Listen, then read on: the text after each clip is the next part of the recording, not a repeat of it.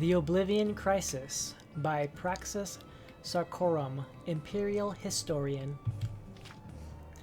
At the turning of the Fourth Age in the year Third Era 433, the Emperor Uriel Septim VII was assassinated by the Amulet, and the Amulet of Kings was destroyed.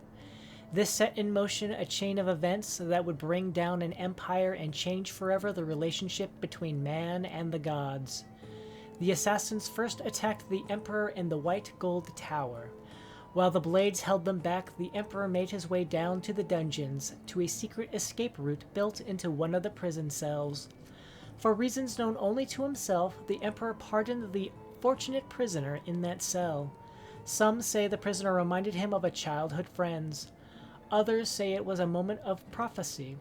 Whatever the case, the prisoner came to play a fateful role in the history of the Empire and Tamriel, surely a sign that the gods themselves were at work. The pursuing assassins killed the Blade's bodyguards in a relentless series of sneak attacks. Eventually, they struck down the Emperor himself.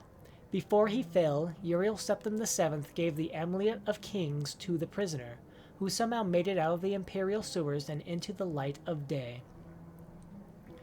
The assassination is now known to have been the work of a group of Daedric cultists known as the Mythic Dawn. Those who still suspect the Dark Brotherhood should consider two facts.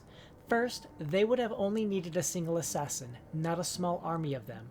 Second, the Dark Brotherhood would never be so foolish as to effectively declare war on the Empire and thus ensure their complete destruction.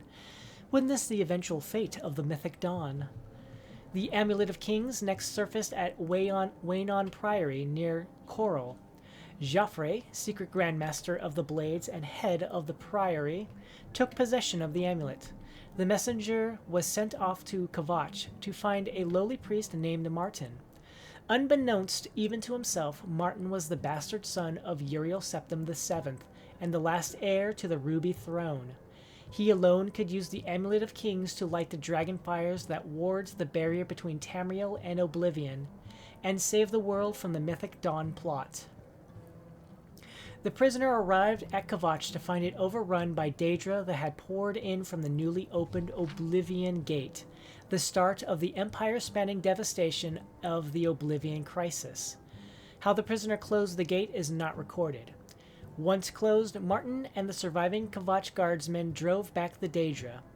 Now known as the Hero of Kvatch, the prisoner and Martin returned to Waynon Priory, only to find the Priory sacked and the amulet taken. Joffre survived the attack, however, and the three of them made their way to Cloud Ruler Temple, Bastion of the Blades. This secret fortress in the mountains outside Bruma is where Martin was held safe while the Hero of Kvatch searched for the lost amulet. Knowing only that a mysterious group called the Mythic Dawn was behind the assassination and theft of the amulet, the Hero of Kvatch was sent to locate the cult. With the help of Barus, a blade in the service of the Emperor, they somehow used the commentaries on the Mysterium Xarxes, esoteric works by the madman Mankar Cameron, to direct them to the Mythic Dawn's secret lair. Scholars familiar with the commentaries claim the location is not directly mentioned in them. How they did this remains a mystery. No official records exist of how the Hero of Kvatch penetrated the Mythic Dawn's lair near Lake Arius.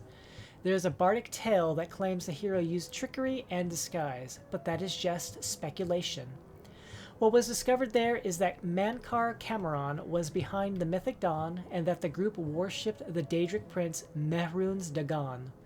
Mankar Cameron believed himself to be a direct descendant of the Cameron usurper, the infamous pretender to the throne of Valenwood. Somehow the hero escaped with the Mysterium Xarxes itself, the holy book of the Mythic Dawn cult. Mankar Cameron fled to Oblivion with the Amulet of Kings. With some effort and great risk to his sanity, Martin deciphered the Mysterium Xarxes and intended to use it to open a gateway to Mankar Cameron in order to recover the Amulet of Kings. Before Martin could perform the ritual to open the gateway, Mehrunes Dagon opened an Oblivion gate outside Bruma. The hero of Kvatch saved the city and Martin by entering the gate and closing it before a Daedric siege engine could destroy Bruma and Cloud Ruler Temple. Many songs and stories have been told of this battle, and I will not retell them here. The hero of Kvatch was now also known as the Savior of Bruma. With the city and Cloud Ruler Temple safe, Martin opened the portal to Mankar Cameron's paradise. The details of what transpired in this place have not been recorded. All that is known is that the Savior of Bruma traveled to this paradise, killed Mankar Cameron, and returned with the Amulet of Kings. With the amulet in hand, Martin Septim presented himself to the Elder Council to be crowned Emperor of all Tamriel. Once crowned, he planned to relight the dragon fires and seal Tamriel from oblivion. In a last-ditch attempt to stop him, Mehrunes Dagon launched an assault on the Imperial City, opening several oblivion gates within the capital itself. Uncrowned, Martin joined the battle in the city streets. Mehrunes Dagon himself left Oblivion and entered Tamriel, breaking the Covenant. Only the unlit dragonfires allowed this to be possible. Now that the barrier was ripped asunder, it was too late to relighting the fires. Martin Septim chose to make the ultimate sacrifice. He shattered the Amulet of Kings to become the avatar of the god Akatosh and do battle with Mehrunes Dagon. Records of this battle vary wildly. What we do know is that Mehrunes Dagon was defeated and sent back to Oblivion. The avatar of Akatosh was turned to stone and can be seen to this day in the Temple of the One in the Imperial City. With the amulet gone, the dragon fires quenched, and the last Dragonblood Emperor dead, the barrier to Oblivion is sealed forever.